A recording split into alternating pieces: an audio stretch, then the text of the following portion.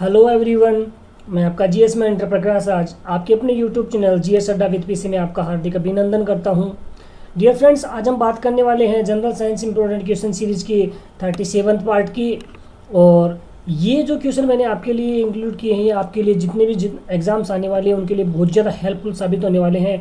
तो dear friends, आप ज़्यादा से ज़्यादा वीडियो को लाइक एंड, अगर कंटेंट आपको अच्छा लगे तो वीडियो को ज़्यादा से ज़्यादा लाइक एंड शेयर कीजिए। और साथ में जितने भी न्यू स्टूडेंट्स हैं वो चैनल को अवश्य सब्सक्राइब कीजिए विद बेल आइकन बटन, जिससे आने वाले जितने भी वीडियोज हैं उनके नोटिफिकेशन आपको मिल सके। और आप अपनी कंपटीशन स्तर की जितने भी एग्जाम्स आने वाले जिनमें जनरल साइंस बहुत ही ज़्यादा अहम रोल रखती है, अपने जनरल साइंस इंपॉर्टेंट को गेन कर सकें और एक अच्छा अपने आप जनरल साइंस को बहुत ही ज़्यादा अच्छे लेवल तक तैयार कर सकें। तो बढ़ते हैं आज अपने फर्स्ट क्वेश्चन की ओर। और आज का अपना फर्स्ट क्वेश्चन है, शरीर रचना के किस वर्गीकरण में लोबस्टर संबंध होता है। क्वेश्चन एक बार फिर से रिपीट कर रहा हूँ, शरीर रचना के किस वर्गीकरण में लोबस्टर संबंध होता है। नंबर 1 एरेक्निड्स, 2 क्रस्टेशियंस, 3 कीड़े मकोड़े और 4 माइरियोपॉड्स। तो आपको बताना है जो शरीर की ऐसी कौन सी रचना किस वर्गीकरण में जो लोबस्टर संबंध होता है। तो फ्रेंड्स, आप कमेंट बॉक्स में मुझे इसका राइट आंसर बता सकते हैं। और अपने इसके राइट आंसर की बात करें तो फ्रेंड्स, इसका राइट आंसर होगा ऑप्शन 2 क्रस्टेशियन। यानी कि जो क्रेस्टेशियंस वर्ग के प्राणी होते हैं उनके वर्गीकरण में जो लोबस्टर होता है उसका उनसे संबंध होता है। अब जानते हैं ये जो क्वेश्चन है डियर फ्रेंड्स, यूपीपीएससी में बार बार पूछा गया क्वेश्चन, यूपीपीएससी प्री में पूछा गया क्वेश्चन है, बहुत बार रिपीट हुआ है। तो आप इसको अवश्य ध्यान में रखिए कि जो शरीर रचना के किस वर्गीकरण में लोबस्टर संबंध होता है तो वो होता है क्रस्टेशियंस में। अब जानते क्रस्टेशियन कहेंगे ये वे अकशेरुकी यानी कि जिनमें कशेरुक दंड नहीं होता है, उन ऐसे प्राणियों का एक बहुत ही विविध समूह का सदस्य है, जिसमें जैसे अपन बात करें केकड़े, झींगा मछली, झींगा है, या क्रिल या कॉकपॉड, और इसके अलावा और भी अधिक रूप में सक्रिय जंतु होते हैं वो इसके अंदर शामिल होते हैं। इसके अलावा जैसे अपन बात करें जो आवृत एम्फीपोड्स होते हैं वो भी इस वर्गीकरण के अंतर्गत आते हैं। तो मैं फिर से रिपीट कर रहा हूँ, ये वे अकशेरुकी प्राणियों की श्रेणी के अंतर्गत एक बहुत ही विविध समूह होता है, जिसमें केकड़ा, झींगा मछली, झींगा है, क्रिल है, इसके अलावा कॉकपॉड है, एम्पी नोड्स है आदि इसके अंतर्गत आते हैं। इसके अलावा और अधिक सक्रिय रूप की बात करें तो इसमें अधिक सक्रिय रूप वाले जंतु भी इसके अंतर्गत शामिल होते हैं। ओके फ्रेंड, तो आई होप सो आप समझ पाए होंगे फ्रेंड। बढ़ते हैं नेक्स्ट क्वेश्चन, सबसे छोटा जीव जो स्वयं विकास व प्रजनन करने में समर्थ है कौन सा है। नंबर 1 विषाणु, जिसको अपन वायरस कहते हैं, 2 बैक्टीरिया जीवाणु, 3 माइकोप्लाज्मा और 4 बैक्टीरियोफेज। तो आपको बताना है कि वह कौन सा सबसे छोटा जीव है जो स्वयं ही अपने विकास और प्रजनन करने की क्षमता रखता है। तो फ्रेंड्स, इसका राइट आंसर को जाने तो इसका राइट आंसर होगा ऑप्शन 3 माइकोप्लाज्मा। यानी कि माइकोप्लाज्मा वे जीवधारी होते हैं जिनके अंदर कोशिका भित्ति प्रेजेंट नहीं होती है, जिनमें कोशिका भित्ति नहीं पाई जाती है, और ये वे सबसे छोटे सजीव होते हैं ये। ओके, और ये जो होते हैं जो माइकोप्लाज्मा होते हैं वो हमेशा इनमें एक ऐसा फीचर होता है कि ये जो जहाँ पर अगर O2 प्रेजेंट नहीं होती है, कहने का मतलब O2 के एब्सेंस में भी अपने आप को जीवित रखने की क्षमता रखते हैं, ऐसी प्राणी होते कौन, माइकोप्लाज्मा।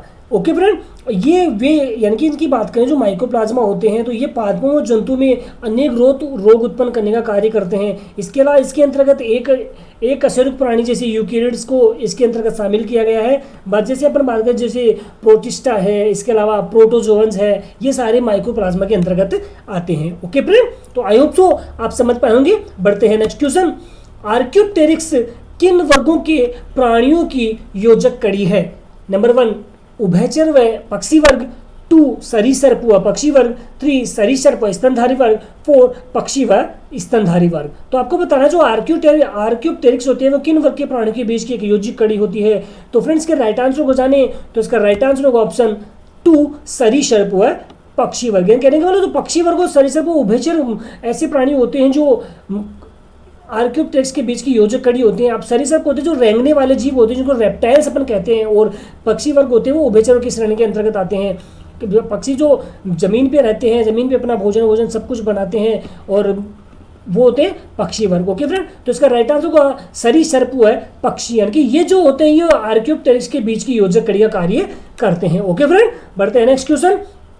जीवों में अत्यधिक विविधता का क्या कारण है? नंबर 1 एडेप्टेशन अनुकूलन, 2 सहभागिता, 3 उत्परिवर्तन और 4 बहुगुण सूत्रता। तो आपको बताना है जो जीवों में अत्यधिक विविधता होती है उसका कारण क्या है। तो फ्रेंड्स इसका राइट आंसर को जाने, इसका राइट आंसर ऑप्शन 1 अडेप्टेशन अनुकूलन, यानी कि अनुकूलन एक ऐसी प्रक्रिया है कि जिसमें एक ऐसा जैव प्रकरण होता है जिसके अंतर्गत कोई भी जीव होता है वो अपने आवास के प्रति सहज व स्वपोषी होता है। क्या होता है? अपने आवास के प्रति सहज व समावेशी प्रवृत्ति रखता है, कहने का मतलब अपने आवास के प्रति अपना ज़्यादा लगाव रखता है, उसके अंदर हमें अपने आप को ढालने की क्षमता रखता है, और जो कि एक पीढ़ी से दूसरी पीढ़ी के अंतर्गत ये इसमें चलने वाला एक प्रकार का प्रक्रम होता है। कौन? अडेप्टेशन होता है। और अन्य अगर इसकी बात करें तो जो वंशावृद्धि की बात करें तो वंशावृद्धि के लिए भी जीवों की जो शरीर की जो रचनात्मक और क्रियात्मक इकाई के रूप में ये कार्य करता है, यानी कि उनमें विभिन्न प्रकार के चेंजेस करने का कार्य करता है। कौन? अडेप्टेशन के अंतर्गत, यानी कि अडेप्टेशन एक ऐसा जैव प्रक्रम होता है जो जिसके अंतर्गत कोई भी जीव होता है वो अपने आप को अपने आवास के प्रति सहज व समावेशी रखने की कोशिश करता है। इसके अलावा पीढ़ी दर पीढ़ी ये चलने वाला प्रक्रम होता है। वंशावृद्धि की बात करें तो वंशावृद्धि के लिए जीवों के लिए शरीर की रचनात्मक और कार्यात्मक इकाई में परिवर्तन करने का कार्य करने वाली एक प्रक्रिया है। कौन? अडेप्टेशन। तो आई होप सो फ्रेंड आप समझ पाए होंगे। बढ़ते हैं नेक्स्ट क्वेश्चन। जेनेटिक्स निम्नलिखित में से किसका अध्ययन है? ये जो क्वेश्चन है ये आरएस प्री में पूछा गया क्वेश्चन है, जो राजस्थान गवर्नमेंट सर्वेंट की जो राजस्थान प्रशासनिक सेवा की एग्जाम होती है उसमें पूछा गया क्वेश्चन है कि जेनेटिक्स निम्नलिखित में से किसका अध्ययन है। तो ऑप्शन ए है मेंडल का नियम, 2 जैव विकास, 3 डीएनए संरचना और 4 आनुवांशिकता एवं विचरण। तो फ्रेंड्स के राइट आंसर को जाने, इसका राइट आंसर ऑप्शन 4 आनुवांशिकता व विचरण की जो जेनेटिक्स होती है वो अनुवांश करने का मैं एक पीढ़ी से दूसरी पीढ़ी में जो लक्षण पाए जाते हैं उनका एक दूसरे में जो विचरण होता है उनमें जो एक दूसरे का संचरण होता है वो कहता है जेनेटिक्स होता है। ओके फ्रेंड, तो इसका राइट आंसर होगा ऑप्शन 4 आनुवांशिकता व विचरण। बढ़ते हैं नेक्स्ट क्वेश्चन। प्रक्रमित कोशिका मृत्यु की कोशिका और आणविक नियंत्रण को क्या कहते हैं? प्रक्रमित कोशिका जो प्रोग्राम्ड सेल होती हैं और जो प्रोग्राम्ड सेल होती है उनकी बात करें, जो सेल्यूलर एंड मोलिकुलर जो डिपेथ होता है उनको क्या कहते हैं? मतलब प्रक्रमित कोशिका मृत्यु कोशिकाओं और आणविक नियंत्रण को क्या कहते हैं? तो पहला है एपोप्टोसिस, 2 काल प्रभावंश को एगेनिक भी कहते हैं, एगेंज भी कहते हैं, 3 अपवासन डिजेनरेशन और 4 उत्तक्षय नेक्रोसिस। तो आपको बताना है जो प्रोग्राम सेल्स होती है, प्रोग्राम सेल्स में सेलुलर एंड मोलिकुलर डिफेक्ट को किस नाम से जानते हैं? तो फ्रेंड्स का राइट आंसर ऑप्शन 1 एपोप्टोसिस कहते हैं। यानी का मतलब जो प्रक्रमित कोशिकाएं होती है, जो मृत्यु की कोशिकाएं होती है और जो आणविक नियंत्रण उनमें जो अणु के जो नियंत्रण होने की जो प्रक्रिया होती है उसको क्या बोलते हैं? एपोप्टोसिस कहते हैं। आई होप सो फ्रेंड आप समझ पाए होंगे। बढ़ते हैं नेक्स्ट क्वेश्चन।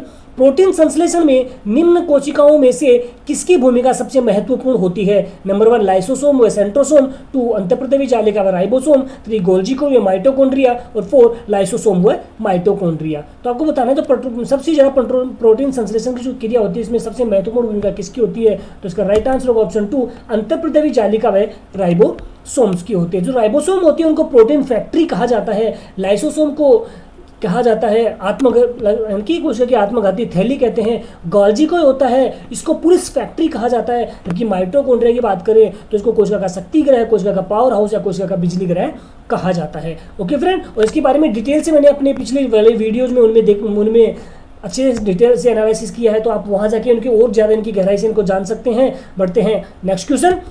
निम्नलिखित में से प्रोकैरियोटिक कोशिकाओं में नहीं होता है? नंबर 1 केंद्रक, 2 राइबोसोम, 3 डीएनए, 4 कोशिका भित्ति। तो बताना है जो प्रोकैरियोटिक सेल्स होती है उनमें नहीं प्रेजेंट होता है, तो इसका राइट आंसर ऑप्शन 1 केंद्रक, यानी जो प्रोकैरियोटिक सेल्स होती हैं उनमें केंद्रक प्रेजेंट नहीं होता है। डियर फ्रेंड्स, ये जो क्वेश्चन है यूपीएससी आईएएस की एग्जाम में पूछा गया क्वेश्चन है, तो आप इसको अच्छे ध्यान में रखिए। बढ़ते हैं नेक्स्ट क्वेश्चन। निम्न में से गुणसूत्रों में पाया जाता है? ये क्वेश्चन है, ये बीपीएस जो बिहार जो प्रशासनिक सेवा की एग्जाम होती है उसमें पूछा गया क्वेश्चन है कि गुणसूत्रों में पाया जाता है। नंबर 1 केवल प्रोटीन, 2 डीएनए व प्रोटीन, 3 डीएनए आरएनए व स्टोन प्रोटीन और 4 डीएनए आरएनए स्टोन व नॉन स्टोन प्रोटीन। तो आपको बताना है गुणसूत्रों में इनमें से क्या क्या प्रेजेंट होता है। तो इसका राइट आंसर होगा ऑप्शन 4 डीएनए, आरएनए, हिस्टोन व नॉन हिस्टोन प्रोटीन। जो डीएनए होता है उसकी फुल फॉर्म होता है डीऑक्सी राइबोस न्यूक्लिक एसिड, और आरएनए की बात करें तो राइबोस न्यूक्लिक एसिड होता है। और इसके अलावा हिस्टोन व नॉन हिस्टोन प्रोटीन भी इसके अंदर प्रेजेंट होते हैं। तो आई होप सो फ्रेंड आप समझ पाए होंगे। बढ़ते हैं नेक्स्ट क्वेश्चन। मानव भ्रूण का हृदय कब स्पंदन करने लगता है? नंबर 1 अपने परिवर्धन के प्रथम सप्ताह में, 2 अपने परिवर्धन के तृतीय सप्ताह में, 3 अपने परिवर्धन के चतुर्थ सप्ताह में, 4 अपने परिवर्धन के छठे सप्ताह में। तो आपको बताना है जो मानव में जो भ्रूण डेवलपमेंट होता है, जब प्रेग्नेंट स्त्री के पेट में जो भ्रूण बनना स्टार्ट होता है, उस कंडीशन में उसमें जो हृदय की धड़कन स्टार्ट होती है वो किस समय में स्टार्ट होती है? तो फ्रेंड्स के राइट आंसर की बात करें तो इसका राइट आंसर ऑप्शन 3 अपने परिवर्धन के चतुर्थ सप्ताह में। कि जब बच्चा डेवलप होने की कंडीशन में होता है, उसका जो चौथा महीना चल रहा होता है, उस स्थिति में उसके अंदर हृदय के अंदर स्पंदन की धड़कन की गति स्टार्ट हो जाती है। Okay friend, I hope so आप समझ पाए होंगे। बढ़ते हैं नेक्स्ट क्वेश्चन।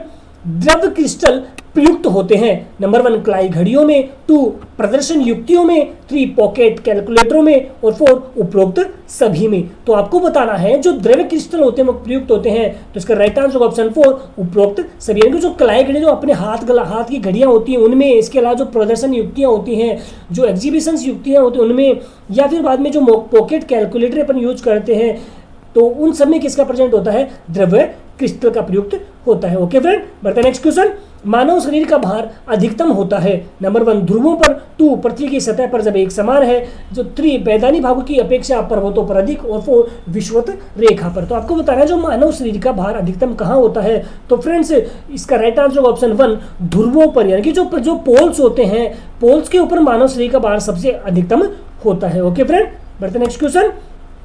मथने के पश्चात क्रीम का दूध से पृथक होने का क्या कारण है? नंबर 1 गुरुत्वाकर्षण बल, 2 संसर्जक बल, 3 अपकेंद्रीय बल, और 4 इनमें से कोई नहीं। तो आपको बताना है, ये यूपीएससी में पूछा गया क्वेश्चन है, ये भी आईएएस प्रीलिम में पूछा गया क्वेश्चन है नंबर 1। तो इसका राइट आंसर की बात करें तो इसका राइट आंसर ऑप्शन 3 अपकेंद्रीय बल। यानी कि जब अपन दूध को मथते हैं तो उससे जो क्रीम अलग होती है उसका कारण क्या होता है? अपकेंद्रण बल होता है। यानी कि अपकेंद्रण बल, जिसको अपन सेंट्रीफ्यूगल फोर्स भी कहते हैं, ये वह बल होता है जिसके कारण कोई भी गतिशील वस्तु होती है वो अपने केंद्र से क्या करती है? दूर भागने की कोशिश करती है। यानी कि अपकेंद्र बल क्या होता है? यानी कि ऐसा जैव प्रक्रम जिसके अंदर कोई भी वस्तु होती है वो अपने केंद्र से दूर भागने की कोशिश करती है।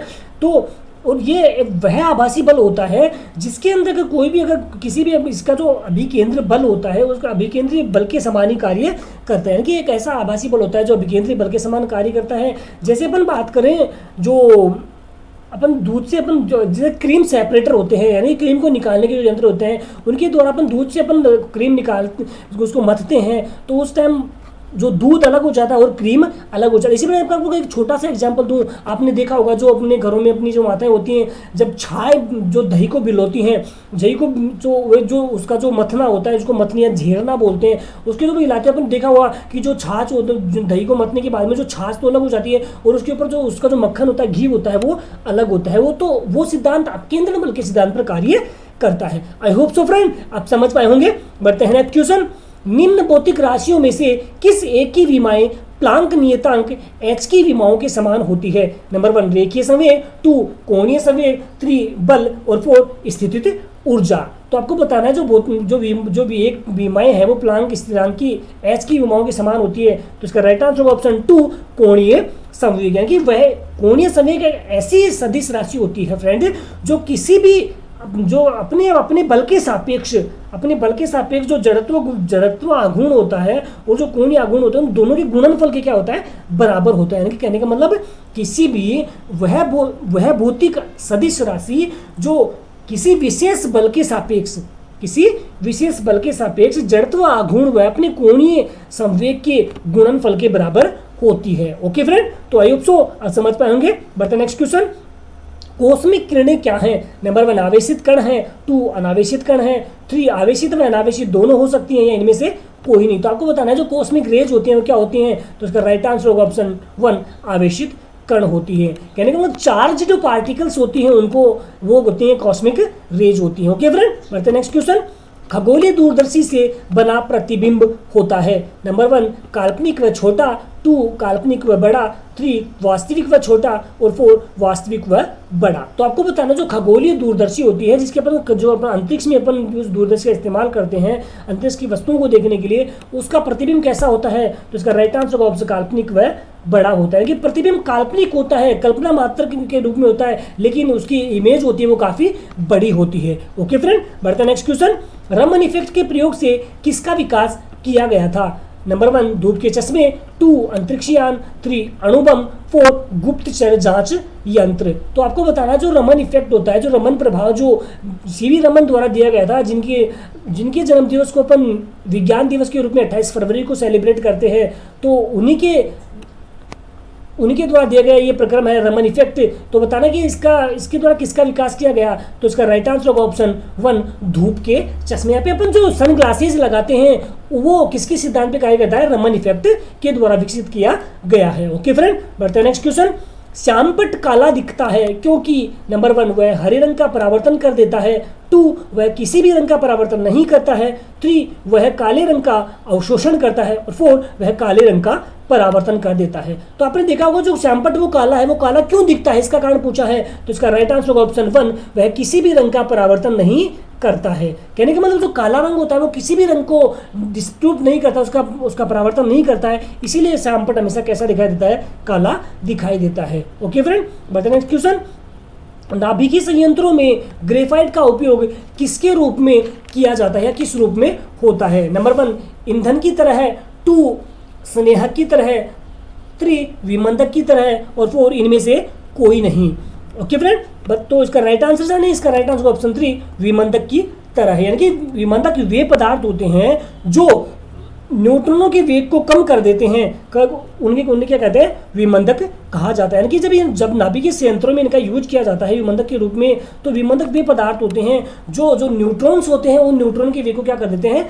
कम कर देते हैं। ओके फ्रेंड, तो इसके जैसे अपन बात करें जो साधारण जल होता है, साधारण जल की बात करें या भारी जल है, ग्रेफाइट, इन सब में के रूप में विमंदक की तरह कार्य करते हैं। ओके फ्रेंड, बढ़ते हैं नेक्स्ट क्वेश्चन।